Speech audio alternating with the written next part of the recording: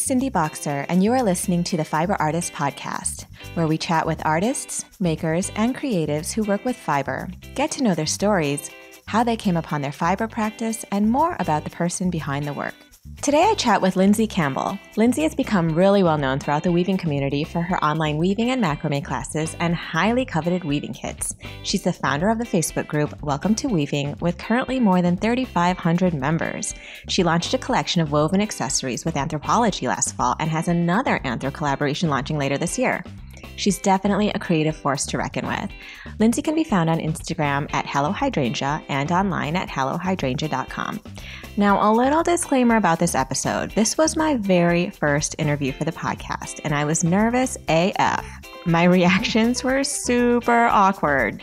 So I got off the phone with her and realized there's so much more I should have asked. So she's already agreed to come on again later. Anyway, hope you enjoy the episode. Hi, Lindsay. Thank you so much for coming on the podcast.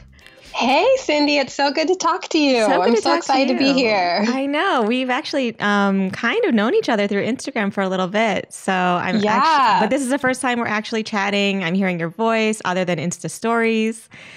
I know. I feel like I know you really well already. I know, right? It's funny. One of my favorite Instagram people, Cindy. Oh, thank you. You're one of mine. So I guess we'll just kind of get right into it.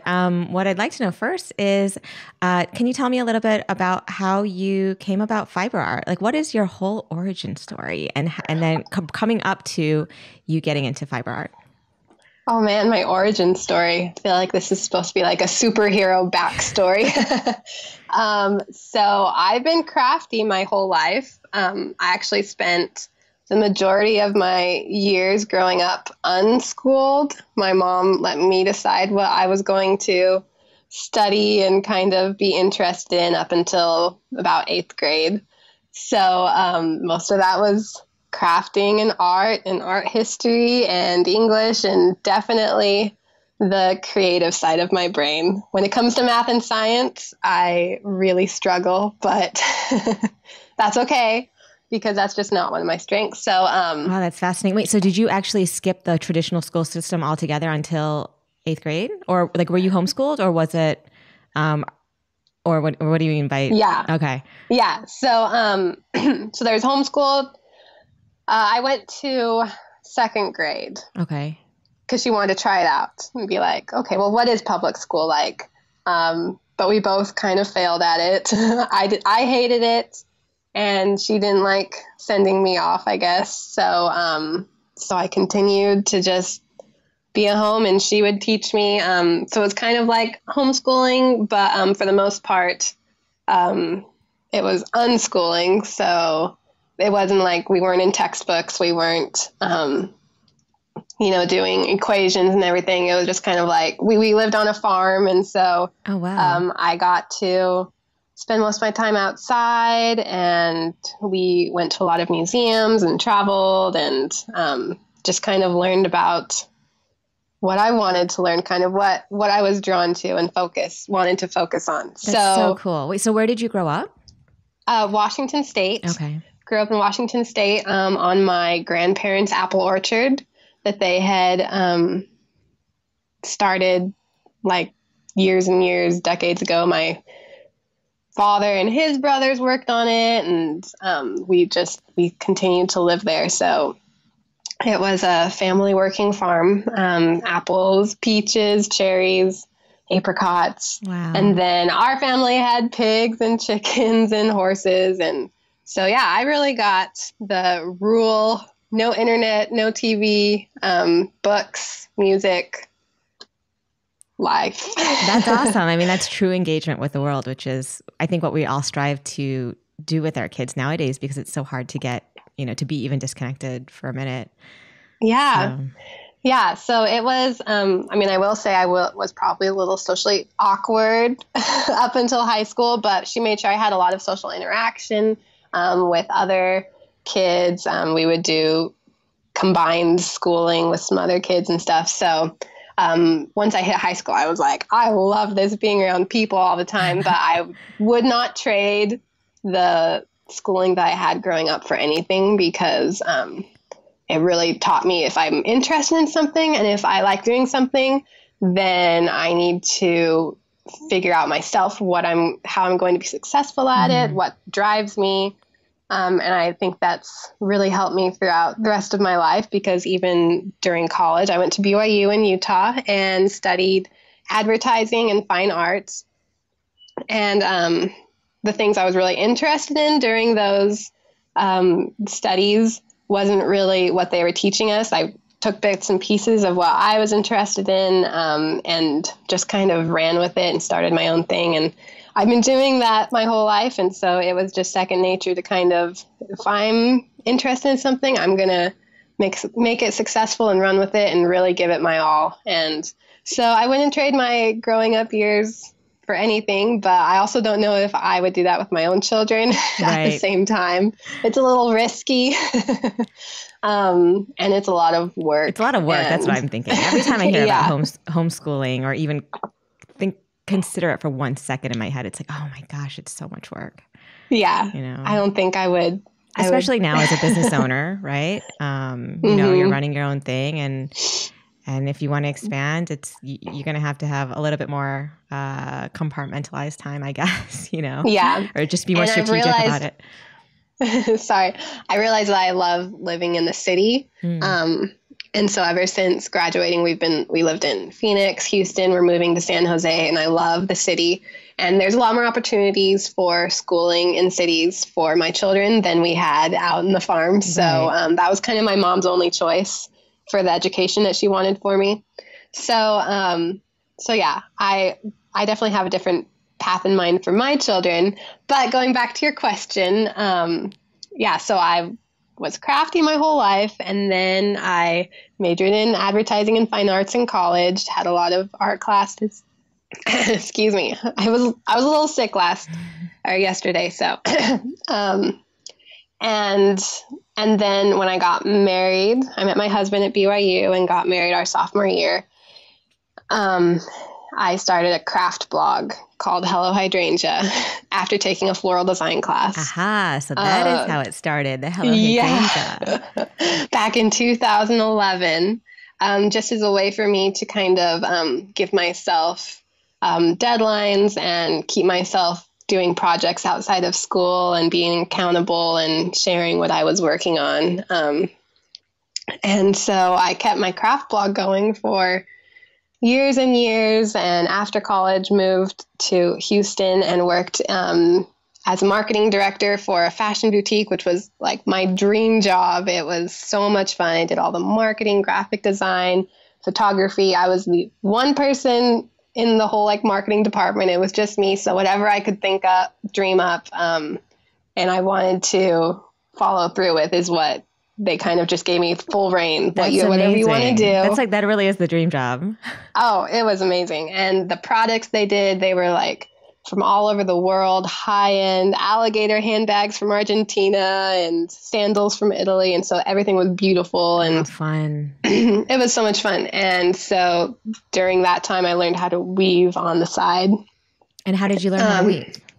I crocheted my whole life. Grew up with a grandma down the road who taught me how to crochet.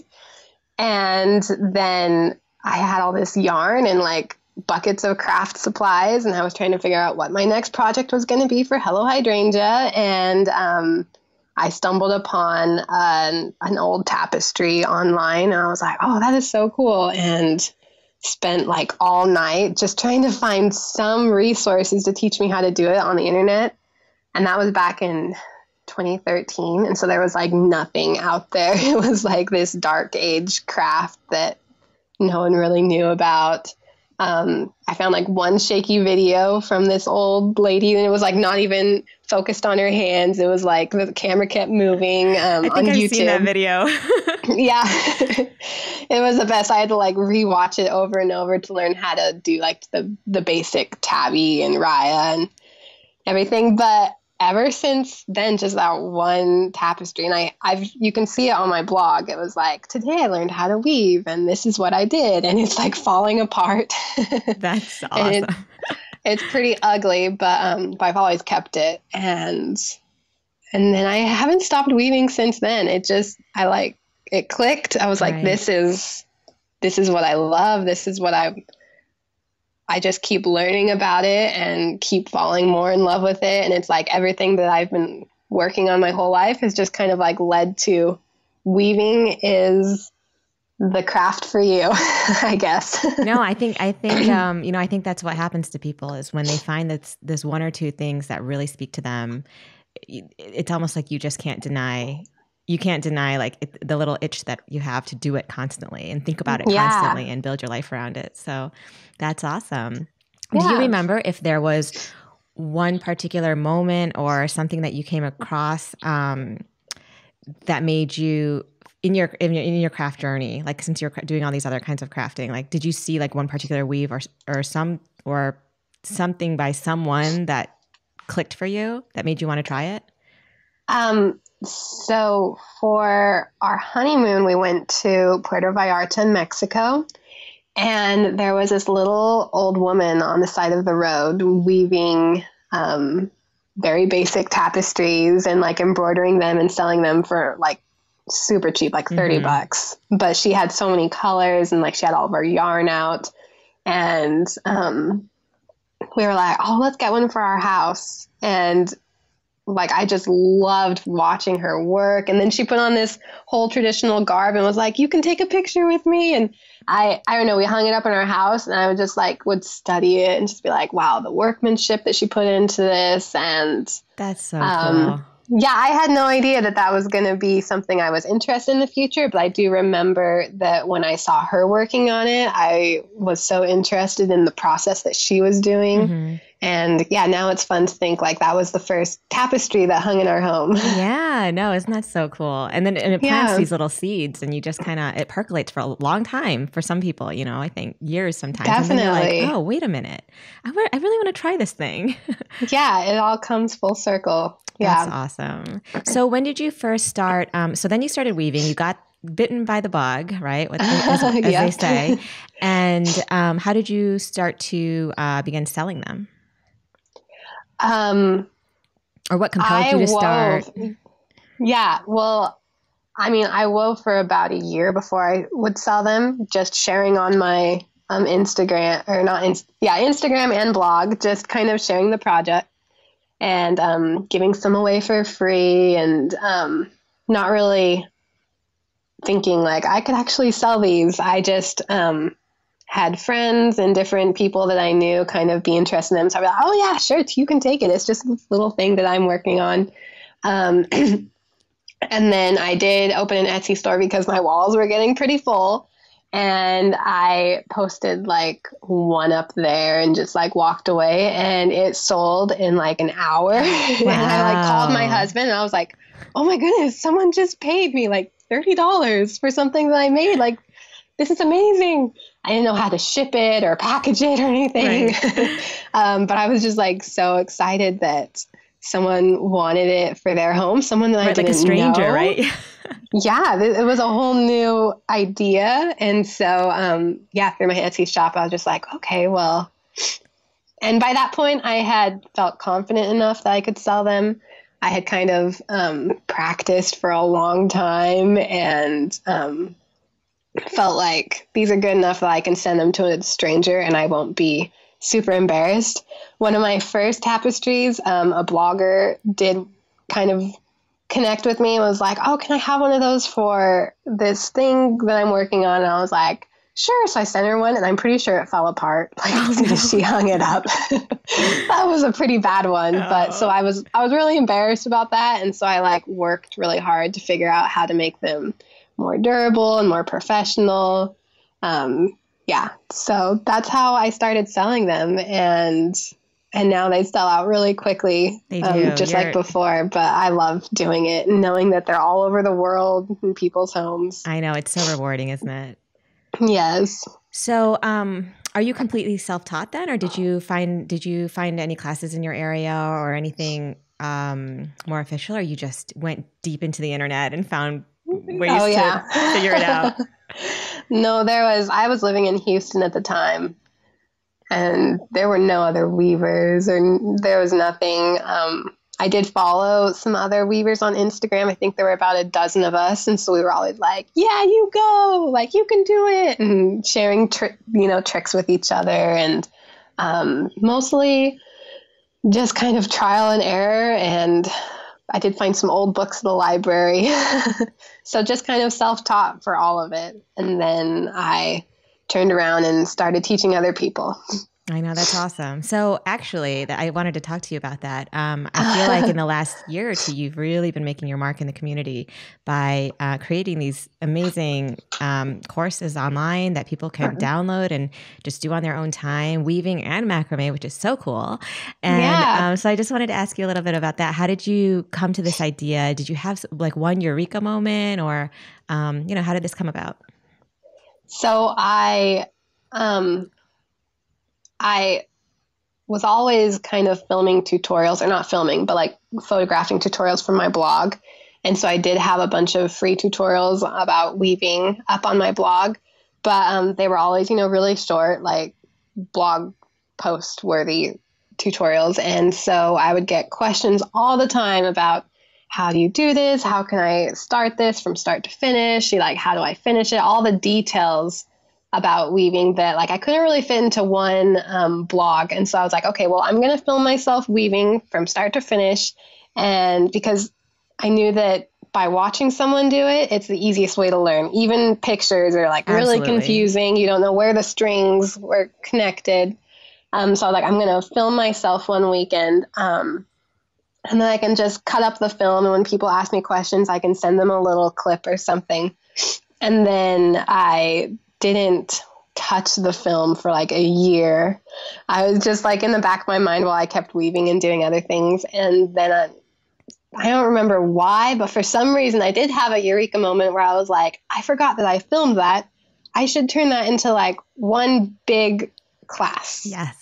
And my husband was like, that's a lot of work. Like, why are you doing that? And I was like, well, I could like sell it, and kind of help other people, because there's not really any other way to learn. There's no videos out there. And he was like, okay, well, we'll see how this goes. But I did spend a lot of time on it because I had the graphic design experience and I was comfortable on a computer. And the first couple months, like it just kind of sat there, maybe got like 2 sales. No one really understood. They're like, okay, so it's a class, but it's on your computer. Like, where's your workshop? Like, where are you located? Where can I come? Right. And I'm like, no, it's on. You can do it wherever you want. They didn't really get it. And online classes weren't really that big back then. And then I came out with my intermediate class, and it was like that night, it was just like blew up. People were like, oh, wait, I understand. Like, I'm interested in this. You finally have like tutorials that are in your class that are beyond the basics, and people were interested in that, and they saw that I had a beginner class. And ever since then, it's been like lots of interest, and I've just kept on making more classes. Yeah, it's exploded. People love them. So what do you think was the difference between when you launched that first one, which didn't get much traction, to launching the second one? Well, first of all, how much time was between that from when you launched the first one to the second one? A couple months. Okay. Probably like 5 or 6 months. Okay. Do you think did you market it differently, or were you more proactive about getting it out there and getting the message out, or what do you think was the difference? Yeah, I think so. And I hadn't gotten many sales, but I had started to get some interest, which made me think, well, maybe if people like this, I will start an intermediate class. I had no idea what a lot of sales would be like, but because I only had like a few for the first one. But yeah, I think that I had some more reviews from people who said this class is amazing, and that probably helped. And I was better at marketing, like, okay, if you liked my beginner class, guess what? I have a new class coming out this weekend. And that kind of got people's attention. Like, I didn't know you had a class. What's a class? And classes were becoming a little more popular by then. So I don't know. It was just kind of, I didn't really market the first one either. I just kind of put it up there. And so, yeah. Awesome. A lot of things probably happened, but it was exciting to see it kind of take off after that second class. And it has seriously taken off. Like, I can't scroll Instagram without seeing something that I can just totally tell has your influence on it, whether it be the colors or the textures, because you definitely have a very signature kind of way of working that is recognizable in people who have taken your class, which I think is just the coolest thing. Oh, I know. It makes me so happy. Yeah. So you're now this Hello Hydrangea is your full-time job, right? Mm-hmm. And yes. when did you make the transition from when you were did you go directly from working the full-time job you were at before as what was the position? Yeah, marketing director. You were marketing director, right? Fashion boutique. So did you go straight from that job to going full-time into Hello Hydrangea, or what was that transition like? So my whole life, Hello Hydrangea has just kind of worked with my life goals. It hasn't been the other way around. I haven't put it first or anything. It's always been whatever's happening in my family and in my life, it's kind of just adapted to that point in time. So I got pregnant with my first son, only son. And I didn't leave for 9 months. I was pregnant because I couldn't stand the smell of wood and wool. Oh, wow, that's crazy. Of all the things to be, yeah. Anyways. Wow. So I took a hiatus, and I didn't think I'd ever weave again because I couldn't even walk into my studio. But I quit my job, had my son. My husband started an MBA program in Arizona, so we moved across the country. And then when my son was a few weeks old, I kind of got the bug again. I was like, I need to do something. And so I didn't have my job anymore. And so I just kind of fell head first, everything is focused on Hello Hydrangea right now. And that's when it completely exploded. It was just waiting for it. Okay, once you want to give me your full-time attention, there are stuff that are just waiting, experiences that are going to happen, and collaborations. And it just all came running at me, and it was so exciting. That's amazing. Well, when you were on hiatus, were you still kind of keeping up with the community? Were you staying on Instagram and talking to people? No. Or did you kind of just bow out for a while? Yeah. I mean, sometimes I wish that I had tried to stay a little more current, because I think that I did miss a bunch of opportunities, but it just wasn't right for that time of my life. I almost deleted my Instagram. I completely checked out. When I did finally get back on, I couldn't even look at pictures of tapestry without feeling sick. It was pretty bad. Wow. But when I did finally get back on, I was like, there are so many weavers on Instagram. Who are all of these people? It's weird how that happened, right? A whole new world. I mean, it was 9 months later, and the entire weaving community had completely changed. And I hadn't made my classes by then, so I felt pretty small, right, and pretty out of it. And it did take me some adjustments to kind of learn how to do what I was doing before and kind of connect with the community again. It was a little hard, but it was a challenge that I was ready to take on. Right. Yeah. I think it's funny. Pregnancy and early motherhood does something where, you just kind of need to hibernate everything for a while. I think it's your body and your brain are just busy making a human. So anything outside of that, it's you can't really pay attention to it. So yeah. But then once you're ready, it really does come back full force. So that's amazing. Yeah. So cool. So can you tell me a little bit about your creative process when you're about to create a weaving or a macrame piece? Do you plan it out, or do you let it flow? What is your process like? So I kind of always start with my materials. Materials are probably my favorite part about weaving. And so I'll start with maybe a color palette, or just pick out some materials, some yarns, maybe some beads, something that I've been really wanting to use. And because each material works best with different weaving techniques. So once I pick out my materials, then I kind of start to figure out the design. And I do always have to kind of have a basic design in mind before I begin weaving. I'm not very good with going with the flow. I've tried it a few times, and I just don't like what comes out of it. It's not I was if I had planned that, it would have been better. Right. But But yeah, I'm kind of not a very organic weaver. I like bold graphic designs and big textures that like I know exactly where the texture is going to be and where it's going to be enclosed in. That's so surprising to me, actually, because really? it looks very, in a way, it has a freeform quality to it because it's so textured and because of the different kinds of materials you use. So it almost looks spontaneous, but now really? I see you're a planner.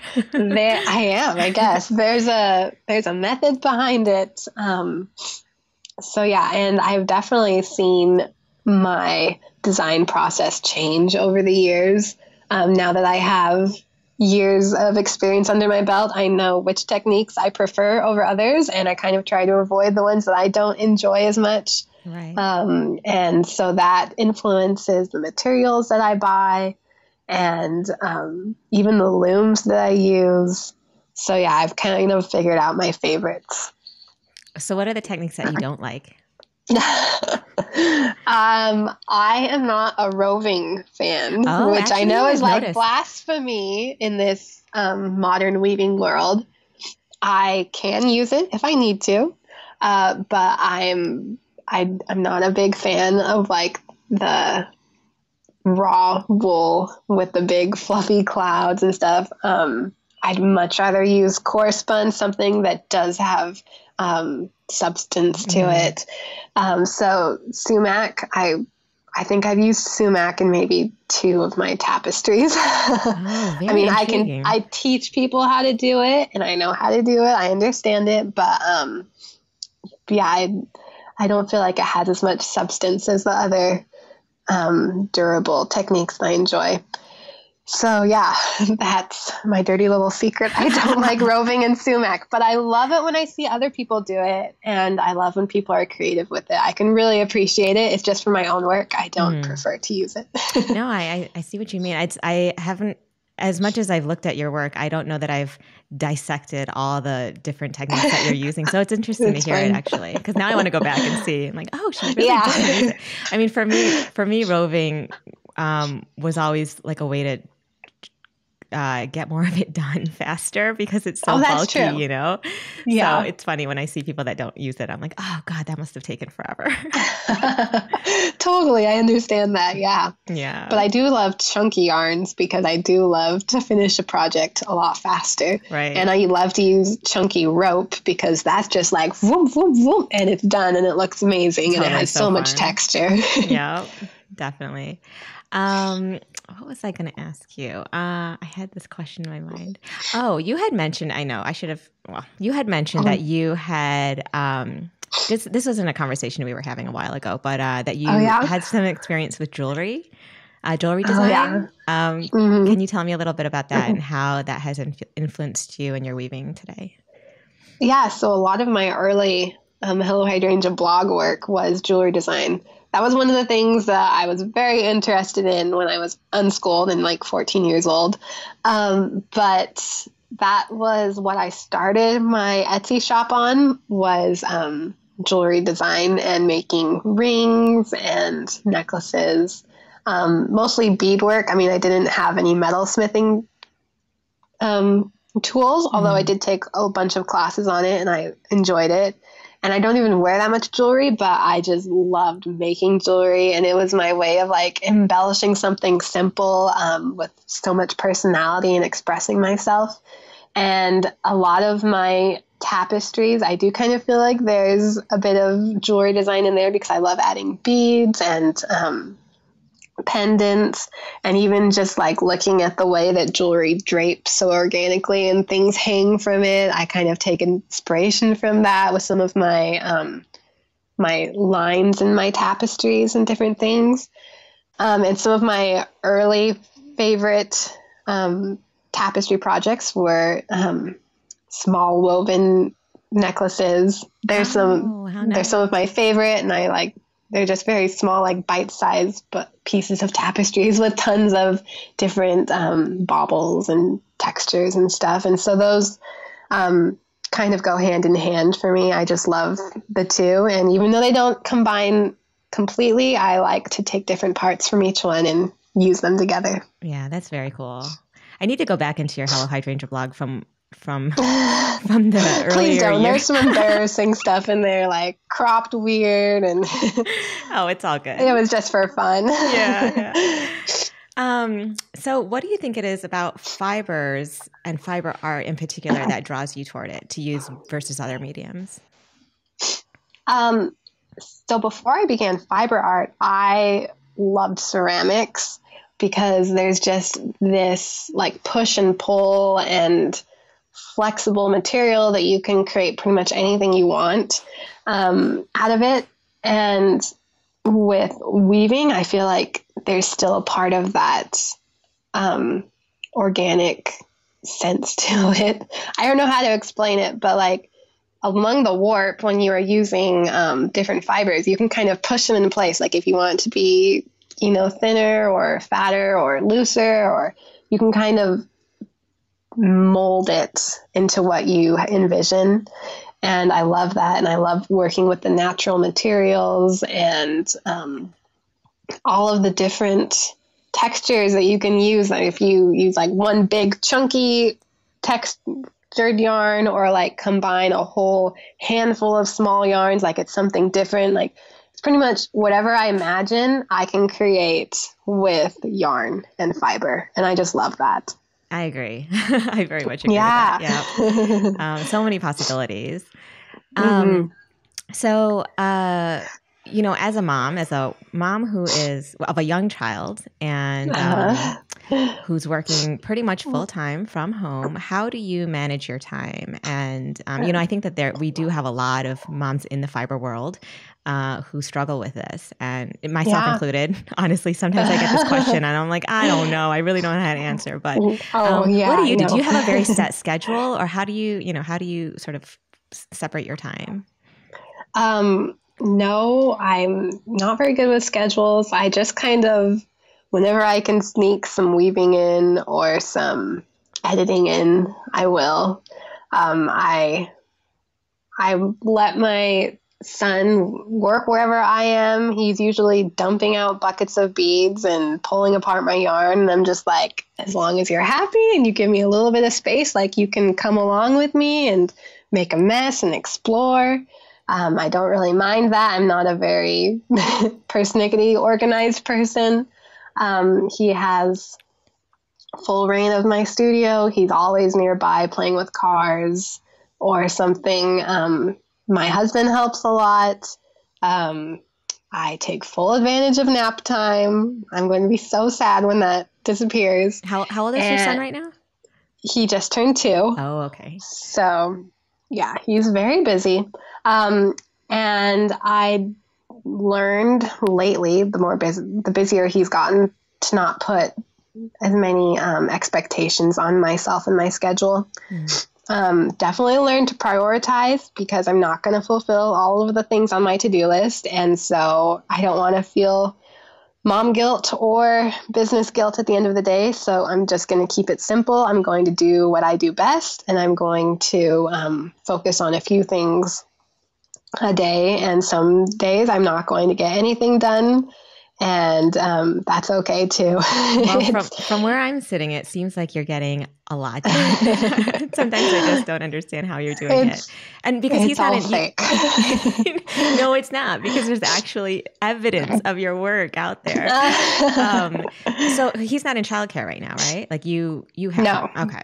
See, Full I don't time, understand yeah. how do you film your classes? Like, is he not talking? Weekends, if my husband's around, Oh, I see. I lock the door and film. Sometimes he will come in and he'll like drive his car around the table while I'm filming, and I'll be like, okay, I have to start over that section, cut that out. So, I mean, I edit it so you don't see it. Sometimes he'll just like stand there and cry, be like, Mom, and I'll be like, okay, I have to edit out that section. But yeah, I just make it work. I mean, life is pretty simple right now. We don't have many obligations outside of our home, and I wanted to make the decision to stay home with him while he was young. And so Hello Hydrangea is kind of my second priority to that. But it's still a priority. So somehow it all manages to happen and work out. Yeah, I guess when there's a will, there's a way, right? Yeah. I think it's really inspiring for people, for other moms to see that it is possible, that, running your own successful business is possible, even when you don't, have someone else to help out. Well, you have your husband, but you know what I'm saying? Yeah. He's not in school yet. You don't, like, for me, I have those hours. I have the hours my kids are in school to get things done. But yeah, it sounds very nice. It will be really nice. Yeah, but I really couldn't do it without my husband. He's such a big help, and he's taken over parts of Hello Hydrangea, just like the back end, all the stuff that I can't really focus on right now. He's really stepped up this past year or so and really helped out. So it's been really nice to have him. That's great. So it sounds like he's been supportive this whole way through with you building your empire. And, yes. Yes, he's been awesome. Couldn't do it without him. So what do you do while you're creating? Do you listen to podcasts, or do you watch TV, or have music on, or nothing? Yeah. And do you create in silence? No, I don't think that's possible. I listen to music. I love audiobooks and podcasts, and I usually have Friends or Gilmore Girls or Seinfeld reruns just on in the background. Like, I'm not even looking at them, but I like to, kind of be in my own head, but then also have people chatting on the side. But I do listen to a lot of audiobooks when it's quiet enough and I can focus on that while I'm weaving. It helps the time go by. And then once I finish a tapestry, I kind of have those memories associated with it. And so I can't look at a tapestry without thinking of the show I was watching or the book I was listening to. And that's kind of fun to kind of associate those when I see the tapestry in someone's home later on or something. Yeah. Oh, that's so cool. So what kind of audiobooks? Are you a nonfiction, self-help, fiction novel? I do love self-improvement books and sometimes parenting books. But if I really just want to zone out, I'll turn on a young adult fiction novel, something just like brain candy that's, has a good adventure, something that I can just kind of enjoy while I'm working. That's such a good idea. I need to look into that. Yeah. I've been listening to a lot of podcasts lately that are very, very business structured or whatever. And I feel like I need to just take a break from all that for a while.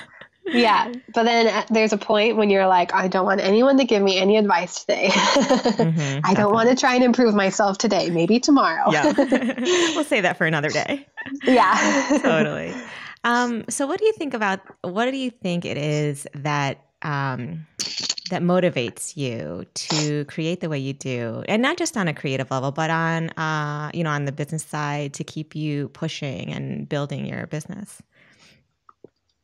That's a good question. That's something that I've been thinking about a lot lately, because there are a lot of opportunities that have been kind of knocking at my door. And so I've had to think about what do I really have in mind for Hello Hydrangea, and what do I see happening in the future for it, and why am I doing what I'm doing? Mm-hmm. Because if I focus on the wrong thing, then I don't know if I could continue doing it for a while. And lately, it's really come down to what brings me the most joy from this business is helping others to create.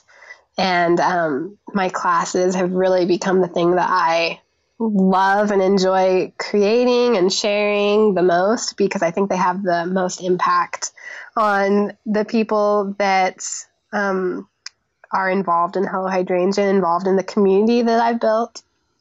I love making it easier for people to create. And I've stopped taking commissions for my art and started focusing on how to do that. How can I make it easier and more fulfilling? Because I understand, as a mom, you don't have a lot of time and you don't have a lot of energy, but you still need to create, and you still need that kind of spark in your life. And so that's what I've been trying to focus on. How can I make that easier for other moms, for other busy people? Just how can I help the people who come in contact with my business, feel more empowered to create. And that's what it comes down to. I do it through weaving and through teaching people how to weave, and now macrame, and through kits. And that just, at the end of the day, if I can do that, then I can go to bed happy. And it's kind of surprising to me because I do love creating things, but I have found that I love fulfilling the role as teacher also. Right. I think it's so wonderful. And not just that, but, I wanted to talk about the logistical part of all this, is that that some stuff had to take the back burner, right? So doing commissions, because I feel like I'm experiencing the same thing. I've taken one commission all year, and even that is getting difficult to complete. And so, I think, it's really important to prioritize what exactly your goals are for your business, which I guess answers my next question. I was going to say, how do you measure success? I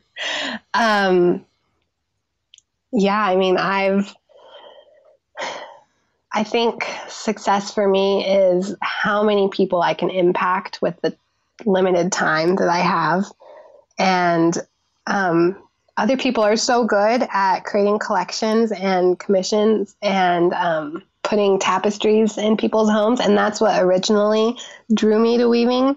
But since I've become kind of the teacher of weaving and really connected with students that way, and seen how many people I can influence by creating one class and just like answering emails and through my Facebook group and all different things, that's kind of made me feel more successful, because I know that I'm touching more people's lives than one tapestry can do in a person's home. Yeah. I mean, I'll never stop weaving. Well, I can't say that, but I don't have plans to stop weaving. But I do understand that right now I don't have as much time to devote to creating huge collections, and other people have those resources and those talents. And I'm glad that everyone has different strengths and we can all influence the world differently. Yeah, I love that. I think that everybody finds a little pocket of the world that they can kind of create and make their own, and everybody benefits from each other in this way. So it's very cool. Yeah. So you mentioned your Facebook group. Do you want to let our listeners know what that group is? Sure. So if you search Facebook for Welcome to Weaving, which is the name of my classes and also my book that's coming out this fall, I have a very active Facebook group where it's anyone who's interested in weaving, who's taken my classes, who hasn't started yet, but who appreciates it. We all kind of come together as a community, and we share what we're working on, and we give advice and support. And I love it because it doesn't matter how many Instagram followers you have. Like, there's still a community out there who wants to see what you're doing and who wants to be involved and kind of help you out and support each other. And so, just search Facebook for Welcome to Weaving and ask to join. And we have thousands of members in there that are just excited about weaving as you are. I know. I love it, actually. I'm in the group, and I don't post a lot and I don't comment a lot, but I follow it, and I see that there's so much enthusiasm around it. And I find it inspiring myself when I see, because I haven't picked up my loom in a really long time, but every time I see, you need to. I know, I really do. It's about, it's that lack of time thing. But I'm feeling really inspired lately though to pick it up. But the group definitely does that, and I can see that there's so much support between each other. So it's awesome. Yeah, and I'm in your group too, Cindy, and I love it. I know, and you're really helpful. Groups are awesome. With the business questions and everything. Whenever you chime in with your experience or your advice, I think it's just invaluable. So thanks for being a part of it. Thank you. Yeah. So sorry for my sniffly nose. Oh no, that's okay. It's all good. I'm just glad that you didn't reschedule and that you're talking to me. So it's all good. Yeah, totally. So what is there any projects that you have coming up that you wanted to talk about? So you just mentioned your book. Is that officially, have you announced that officially, or? Not officially. I mean, I have shared it in my stories. I worked on it all last year.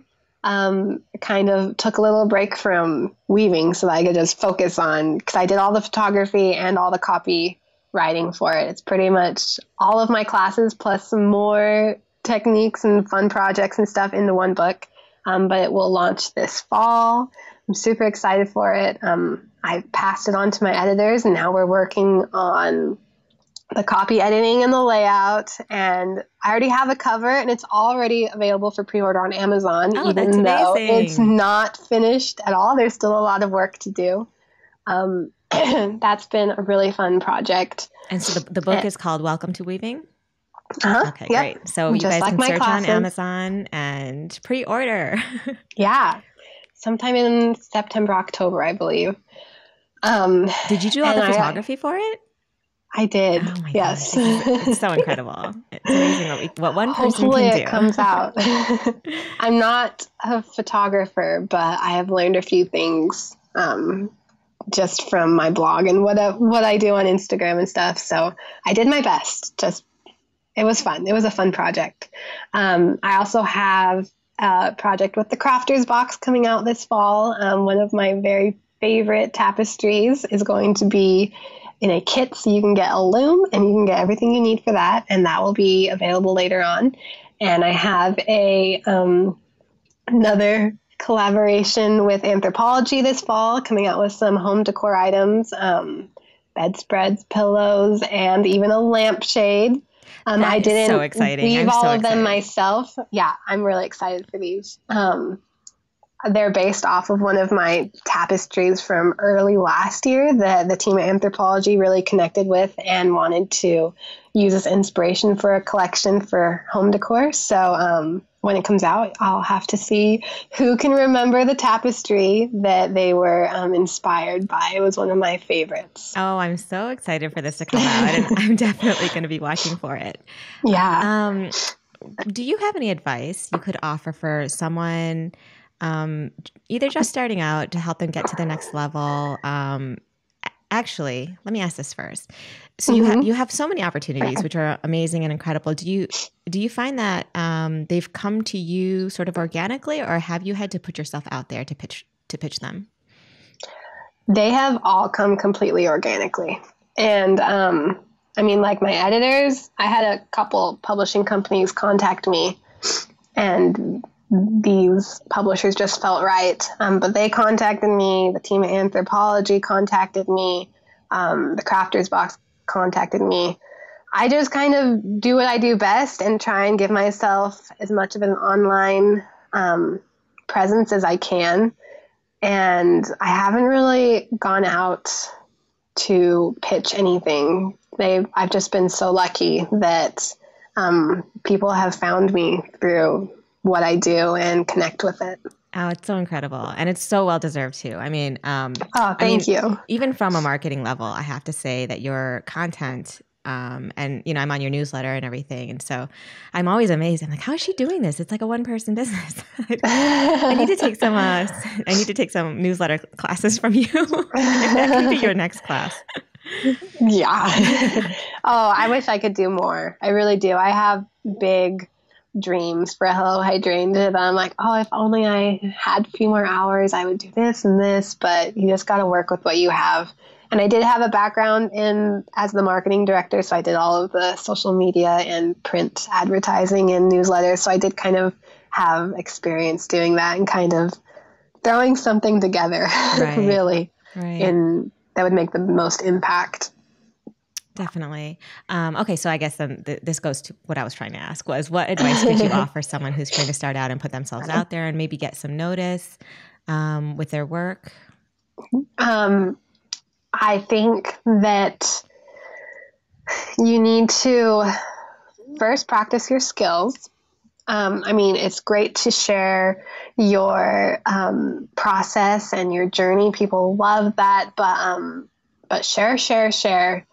Learn to take great pictures, because those are what stand out and those are what are going to be shared. If you want, this is like completely marketing speaking, you know, I mean, there's many ways to run a business and do what you do, but good pictures are important in this world. I'm just going to say that. So practice your photography skills, people, and make them stylized. Figure out what you want to say through what you're making and what you're sharing, kind of what you want to share with this world, and be consistent and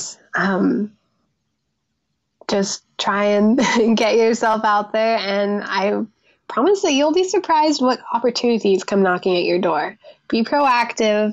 If you see someone that you want to collaborate with, like reach out. I mean, the whole world is full of pretty pictures on Instagram and the internet, but behind all of those, there are real people who want to, continue sharing and who probably want to work with you. So create content that is good and be a nice person, and you'll be surprised what happens. Yeah, I think it's so important to remember that the whole thing about there being someone real behind all the Instagram accounts. Some people are employees from a larger business, but some people, most of us, are just people who are living our lives. That's what I've found on Instagram, especially, which is where my biggest community has come from.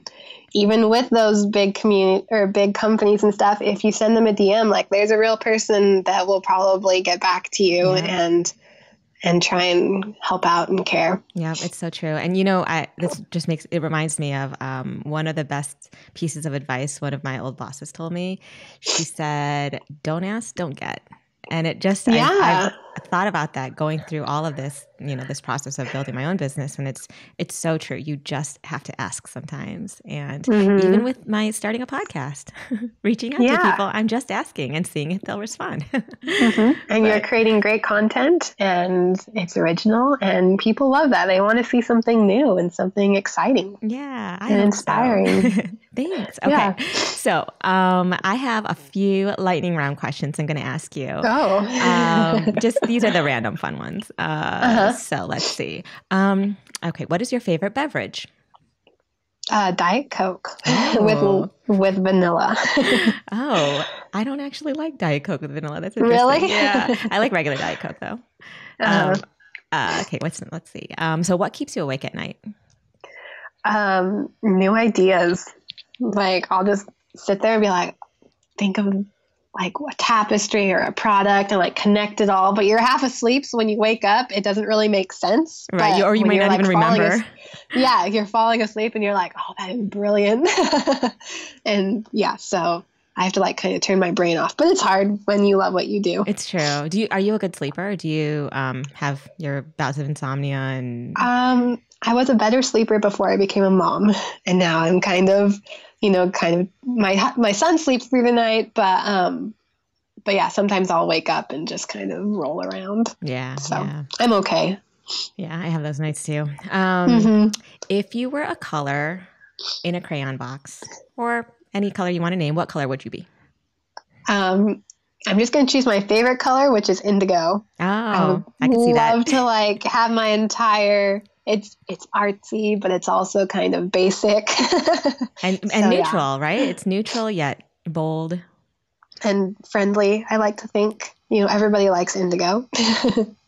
Awesome. Okay. And this is the last one. What is your current favorite Instagram account that you follow? Oh, wow. I know this is really putting you on the spot, but I know because there are I'm trying a bunch. To think.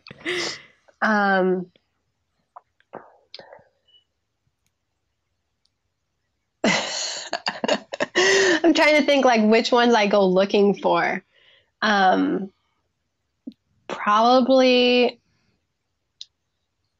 other weavers. I'm always inspired by what Sun Woven's doing. She's a great Instagram friend also. Other artists. I love Lauren Williams' business drive. She's always inspiring that way. Definitely. I guess I go to different Instagram accounts for different like self pep ups, like, okay, I need something artistic today or something business today or something social media today. I love Bokser Arana's. I hope I'm saying that right. I love her feed. What she's sharing is always so inspiring. Yeah. I don't know. I could probably make you a list because I kind of am on Instagram all the time. But I feel different inspiring accounts. And what's funny is trying to say some of the accounts out loud because you read them every day and then you're like, wait, how would I say that? Yeah, I know. Awesome. Well, thank you so much for joining me in the podcast. I hope that we do get a chance to talk again, because I have a feeling I'm going to have some more questions or maybe a whole entire other episode that we might want to do. So I'd love that. Anytime, Cindy. All right. Thanks so much, Lindsay. It's great talking. Check the show notes of each episode to get the website and Instagram for each of the fiber artists I speak with. Be sure to give them a follow. And you can view video from this podcast on niromastudio.com/thefiberartistpodcast. If you enjoy the Fiber Artist Podcast, go to Apple Podcasts to subscribe, rate, and review. Thank you for listening.